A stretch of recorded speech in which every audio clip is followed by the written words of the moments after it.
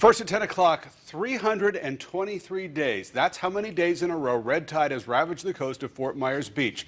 But a sliver of hope tonight, literally. Yeah, a sliver. Take a look at this. For the first time in nearly a year, Fort Myers Beach appears to be clear of the toxic bloom. But that doesn't mean that we're completely out of the water. Meteorologist Scott Zedeker is mapping out where there are still high concentrations off of our coast.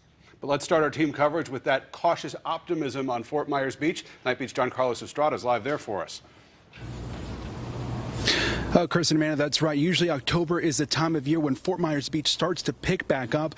A lot of people excited to see that the latest red tide map shows it clearing up around here, and they say that they're just looking forward to seeing what happens next.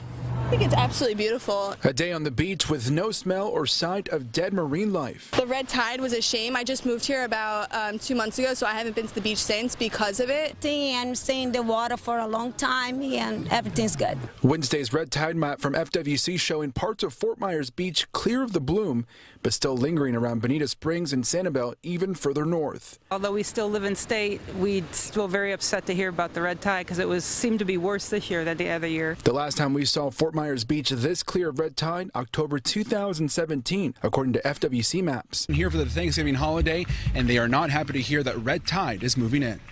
Weekend News reported when the algae first hit the island in mid-November. I do work in a restaurant right now, and so it has been slow from what they tell me. There are like relief programs going on. The damage from this year's red tide season hitting hard. Sanibel and Fort Myers Beach have lost over $40 million since July, and over 2,000 tons of dead marine life found across Southwest Florida beaches. But new numbers from Southwest Florida International out today showing people are flying in here at record numbers despite our water quality crisis issues. And people here remain optimistic things will pick back up, at least on Fort Myers Beach. We've loved it. It's incredible, and we're so blessed to just be here. Just say, everybody come on down. And it's all 100% true, so there's nothing here as far as the eye can see.